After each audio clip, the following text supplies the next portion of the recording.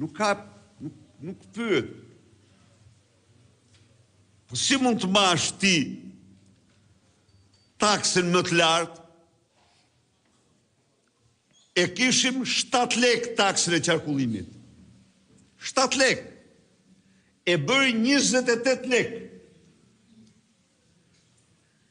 Taksën e qarkullimit. E rriti 4 herë. Dhe me këte i vuri një gjobë, jo vetëm atyre që kanë makina, jo atyre po sigurisht, po absolutisht të gjithë fermerëve, të gjithë shqiptarëve.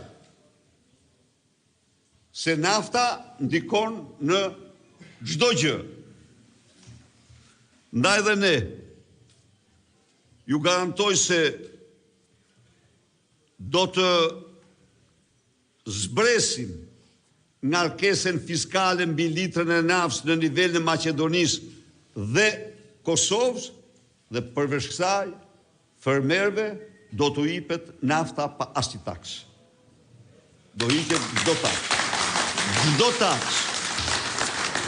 Nuk ka, po të ndojë shteti e bën në mënyrën më transparente.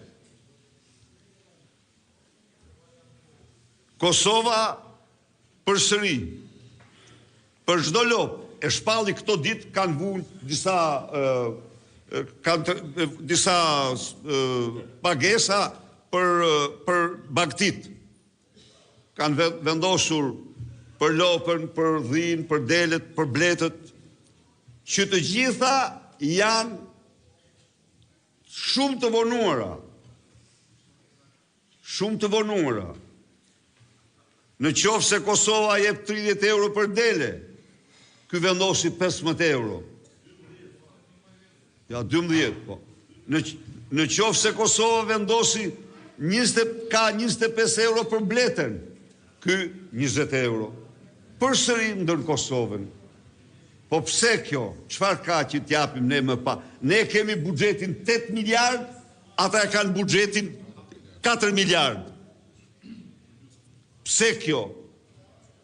Maqedonia ka buxhetin 6.7 miliard, e ka dhe më të lartë se Kosova të gjitha. Ndaj dhe ne u bëm tani, ishim në disa drejtim në krye për rrogat dhe pensionet, tani kemi zbritur në fund dhe detyrohem të zotohemi se do të arrijmë Kosovën dhe Maqedoninë.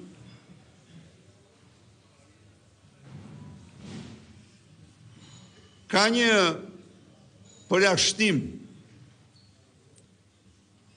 shumë të egër, të pandershëm, të 20%, të 35% a 38% populacë nga shoqëria. A ndigjoni ju lajme për punë tuaja? A ndigjoni ju lajme për çmimin e naftës dhe heqjen e mbështetjes me naftë të fermerëve? A ndigjoni ju lajme për vështirësitë shumë të rralla? Gjithçka censurohet. Gjithçka sikur ju nuk jeni. Sikur jeni një planet tjetër. Media që kontrollohen në mënyrë mizore. Media që paguhen në aparat tuaja për të mashtruar ju. Media që paguhen në aparat tuaja për të fshehur problemet tuaja, për të mbuluar me heshtje situatën tuaj.